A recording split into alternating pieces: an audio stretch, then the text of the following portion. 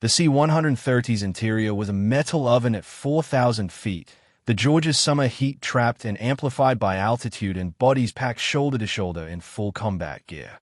Fort Benning's airborne school didn't care about comfort. Neither did the jump master pacing the cargo bay like a predator sizing up prey, his voice cutting through the engine roar with practiced cruelty. Officer candidate Sarah Vance sat fifth in the stick, static line already hooked to the cable above her head, sweat soaking through her ACUs beneath the reserve parachute strap to her chest. She'd made it through 3 weeks of this. The tower drills, the mock door exits, the endless harassment designed to break candidates who didn't belong. She'd kept her head down, her mouth shut, her performance just good enough to avoid standing out. But today, someone had decided she didn't belong anyway. Move up! Move up! The jump master's command rippled down the line. Bodies shuffled toward the open door, where wind screamed past at 130 knots and the Georgia pines below looked like green carpet stretched to the horizon. Sarah's legs moved on autopilot, muscle memory from 100 practice runs. One step, another. The door was 6 feet away now. 4. Then she was there, hands gripping the frame, boots at the edge, the slipstream trying to rip her sideways. Her training said go. Her body said wait. Just one more second to adjust her footing, to set her posture right. 2. What the hell are you waiting for, princess? The voice came from behind her, loud enough that half the aircraft heard it. Sergeant Brenner. She'd felt his eyes on her since week 1. Felt the way he sized up every female candidate like they were obstacles in his personal obstacle course. Now his voice dripped with theatrical disgust, playing to an audience of his buddies and the male candidates who'd learned that mocking her was safer than defending her. You gonna jump or you gonna stand there looking pretty? Laughter rippled through the stick. Harsh, encouraged. The kind of laughter that said she'd already lost, no matter what she did next. Sarah's jaw tightened. She adjusted her grip, started to commit. A hand hit her square between the shoulder blades. Hard. Not a tap. A shove that sent her weight forward past the point of return. Her boots leaving the deck as someone, Brenner, maybe, or one of his disciples, barked the words that would follow her for years. Go fly, bitch. The slipstream took her. The static line snapped taut, jerking her harness as the main chute deployed with a crack that felt like her spine separating. Then she was falling. No, floating. In that terrible silence between exit and landing, the canopy billowing above her while the laughter from the aircraft faded into wind noise. She didn't cry. Wouldn't give them that. But as Fort Benning's drop zone rose up to meet her, boots and knees together for a textbook PLF, Sarah Vance felt something harden in her chest that had nothing to do with the reserve parachute pressing against her ribs. They'd pushed her out of more than an aircraft.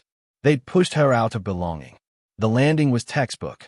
Feet and knees together, balls of feet first, then calf, thigh, hip, a rolling PLF that absorbed the impact and left her standing in the drop zone dirt while other candidates were still untangling themselves from their canopies. Sarah gathered her chute with practiced efficiency, muscle memory older than this training cycle, folding the silk in quick, precise movements that didn't match the shaken first-timer image Brenner had painted of her in the aircraft. No one noticed. The black hat NCO supervising the drop zone was already yelling at a male candidate who'd landed in a heap, his ankle twisted at an ugly angle. Another instructor jogged past Sarah without a glance, his attention on the drama, the visible failures.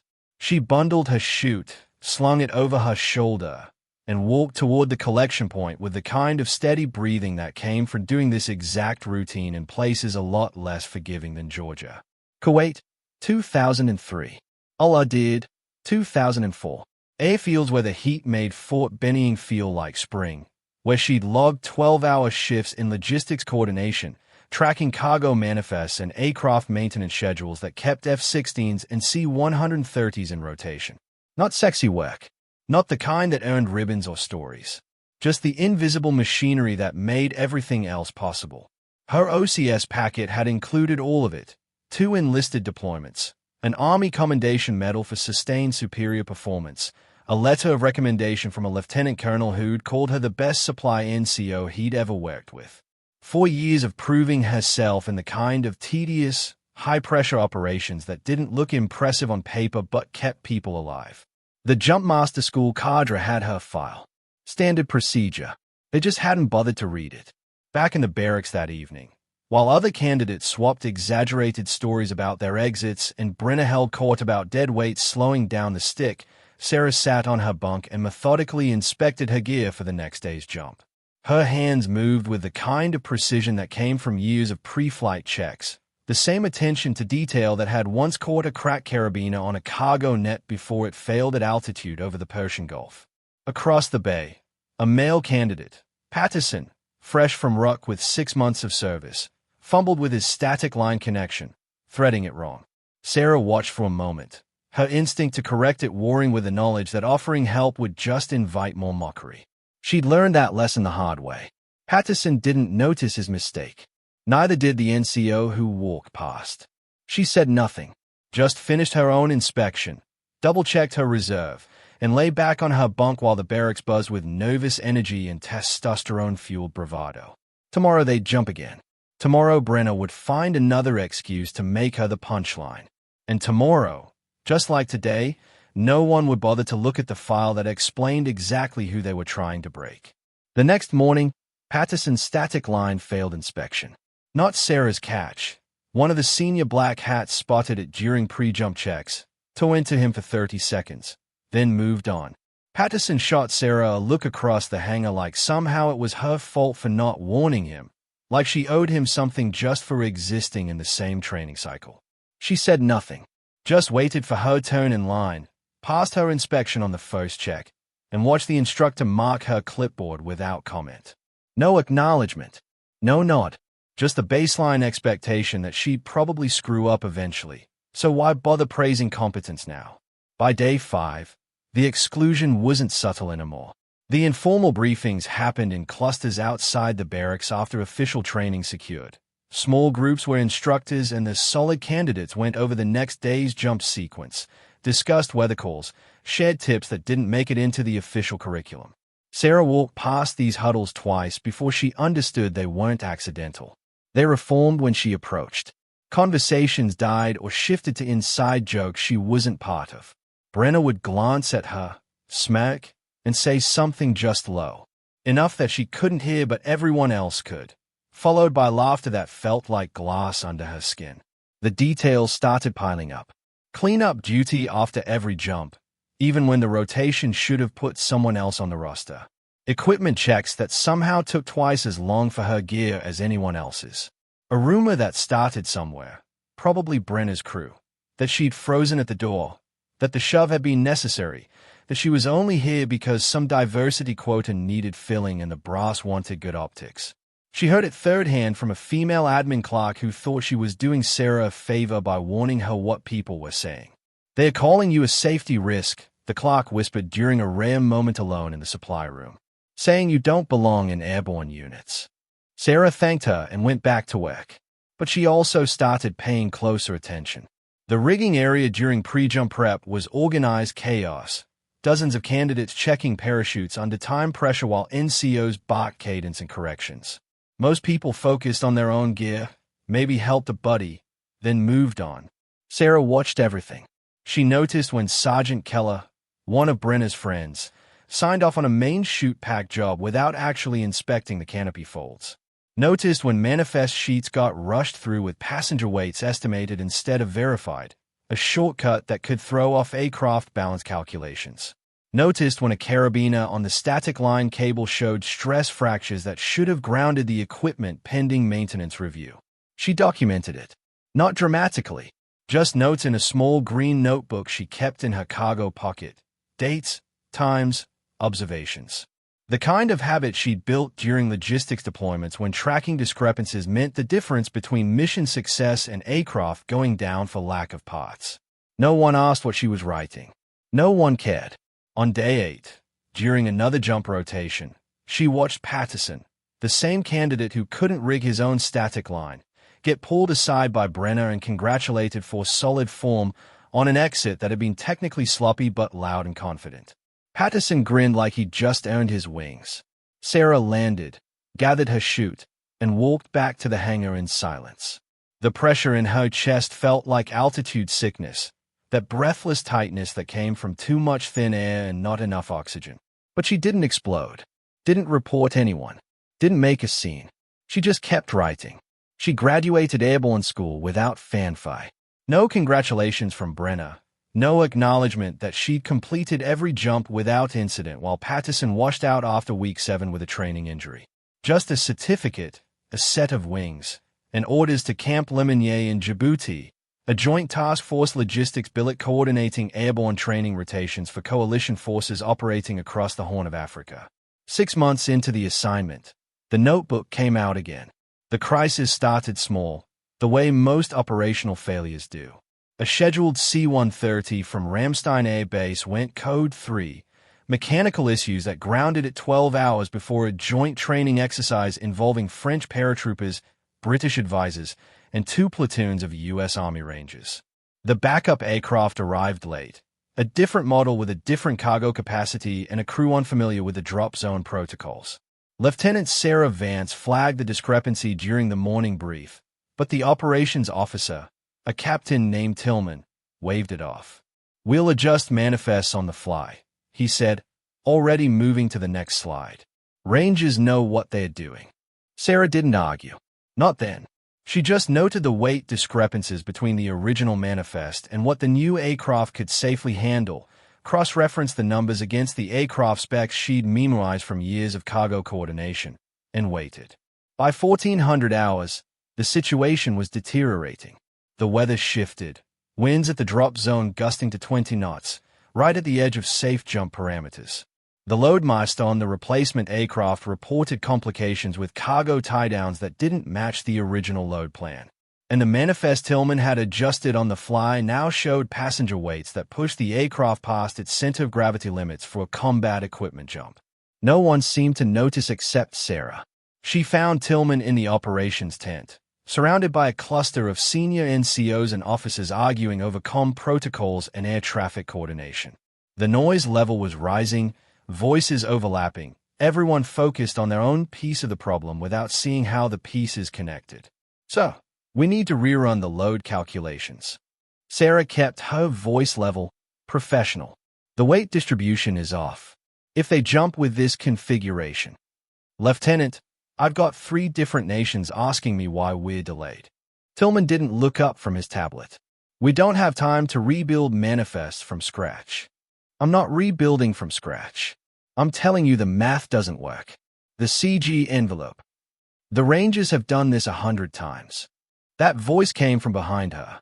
She didn't need to turn around to recognize it. Sergeant First Class Brenner, now assigned to the same joint task force as a senior jumpmaster. His tone carried the same dismissive edge it had at Fort Benning, just wrapped in a thin veneer of operational professionalism. "You really think they need a lieutenant with 6 months in country telling them how to pack an aircraft?" The tent went quiet for half a second. The kind of quiet that meant everyone was listening now, watching to see if she'd back down or push harder. Sarah turned, met Brenner's eyes, saw the same smirk, the same certainty that she didn't belong. "I think," she said carefully, "that aircraft don't care about experience. They care about physics. And right now, the physics say this jump configuration will put the tail heavy on exit, which means control issues at altitude and a higher risk of oscillation during deployment." Tillman sighed, rubbed his face. "Brenner, what's your assessment?" Brenner shrugged. "Aircraft's rated for the load. Weather's marginal but within limits. We've jumped in worse." He shot Sarah a look that said everything his words didn't. "You're the problem here, not the plan." The tent stayed quiet. Outside, the C-130's engines were already spooling up. Tillman made his decision. "We're green. Load him up." Sarah stood there as the room emptied, officers and NCOs flowing toward the flight line with the relief of people who'd just avoided a delay. Brenner brushed past her without a word, that smirk still on his face. She pulled out her notebook, wrote down the time, the configuration, the decision, and then she followed them to the aircraft, because if this went bad, someone would need to know exactly why. The flight line was controlled chaos. Rangers moving in tactical columns toward the C-130, loadmasters directing cargo pallets, Brenner supervising the stick formation with the kind of swagger that came from doing this 100 times before. Sarah stood near the operations vehicle, watching the loading sequence, her notebook open to the calculations she'd run 3 times now. The numbers didn't lie. They never did. She saw it happen in real time. The last cargo pallet, rucksacks and equipment bundles, getting pushed farther off than the load plan specified because the tie-down points up front were already maxed out. The loadmaster making a judgment call, probably the right call for a different aircraft, but not this one. Not with this weight distribution and these passengers. The tail was going heavy. Exactly what she'd warned about. Sarah moved before she thought about it. Crossed the tarmac in quick strides, her voice cutting through the engine noise. Hold loading. Heads turned. The loadmaster looked confused. Brenner's expression went from surprised to irritated in half a second. Lieutenant, we're on schedule, he started. The load is aft biased. We push this configuration and you'll have controllability issues before you hit jump altitude. She was already climbing into the cargo bay, pointing at the pallet placement, her words clipped and precise. We need to redistribute. Move 2 rucks forward, shift the equipment bundles to these tie-downs, and rebalance the passenger stick to compensate. We already calculated, Brenner began, but she cut him off. You calculated for the original aircraft. This is a J model, not an H. Different cargo floor, different CG envelope. The math changed when the aircraft changed. She pulled out her notebook, showed the numbers to the loadmaster. This is what it needs to be. The loadmaster studied her calculations, his expression shifting from skepticism to concern. She's right. This is tail-heavy. Jesus Christ. Brenner's voice was loud now, playing to the Rangers waiting to board. We don't have time for this. Every jump has risk. Sergeant. The voice came from behind them, calm and accented, French, but the English was precise. Perhaps we should listen to the lieutenant's concerns. Colonel Etienne Marchand, French Foreign Legion, commander of the coalition's joint training operations. He'd been observing from the operations tent, but now he stood at the base of the cargo ramp, his eyes on Sarah with the kind of attention that said he was actually seeing her, not just looking past her. He stepped closer, glanced at the cargo configuration, then at Sarah's notebook. His gaze paused on something. Her left wrist, where a faded unit patch tattoo was barely visible under her watch band. Al-Udeid Airbase. 379th Air Expeditionary Wing.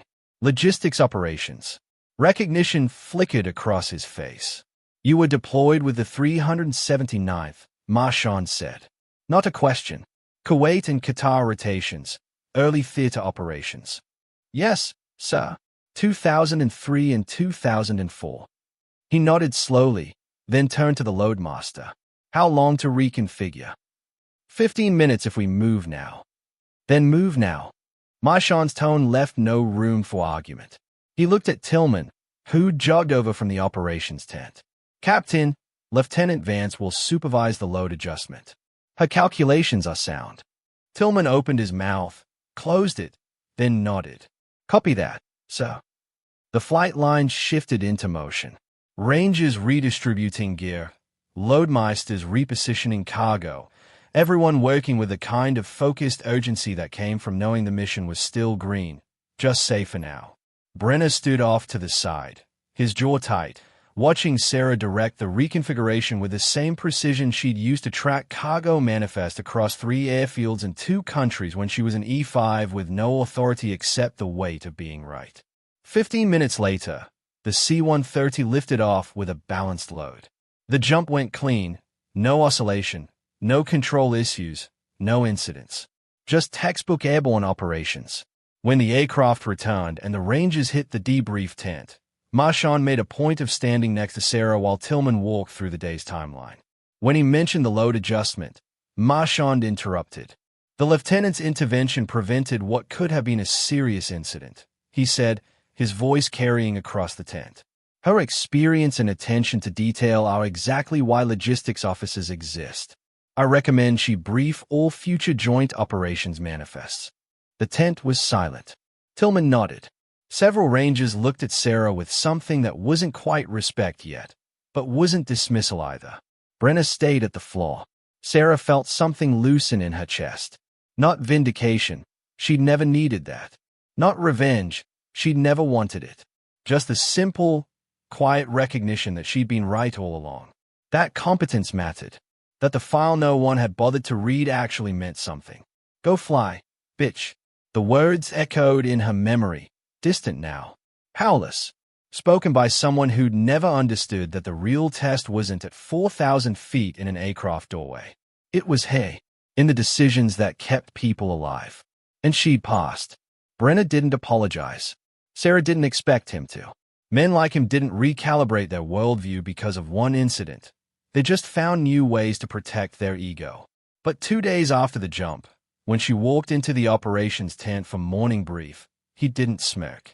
Didn't whisper. Just nodded once, barely perceptible, and turned back to his checklist. It wasn't much, but it was something. The real shift came in quieter ways. Captain Tillman started CCing her on manifest reviews before finalizing them. The French logistics officer sought her input on a cargo routing issue that technically wasn't her responsibility. When a British advisor mentioned concerns about equipment weight distribution for an upcoming night jump, someone, she never found out who, suggested they run it past Lieutenant Vance first. No fanfare, no formal recognition, just the slow, grinding tone of institutional trust, the kind that couldn't be demanded or faked, only earned through repetition and results. Colonel Marchand stopped by her office a week later, dropping off a joint operations report that needed his signature.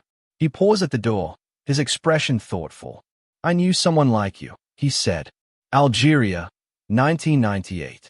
A logistics sergeant who everyone overlooked because he didn't speak loudly or carry himself like a warrior. But when our supply lines collapsed during a desert operation, he was the only one who'd been tracking the discrepancies. Saved 30 men. He tapped the doorframe. The military misjudges people who carry the heaviest weight in silence.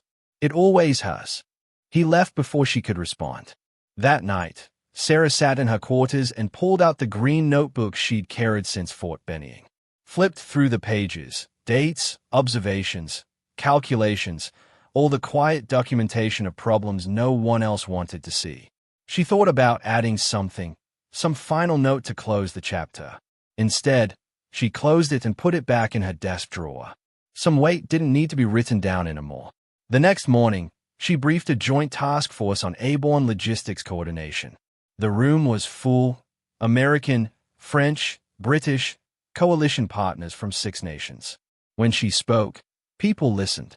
Not because she was loud, not because she demanded it, because she'd proven, over and over, in 100 small moments no one had bothered to notice, that competence doesn't need an audience. It just needs to be there when it matters. And when the aircraft doors open at 4,000 feet, when the missions go live and the margins for error disappear, the only thing that matters is whether you know your job. Everything else is just noise.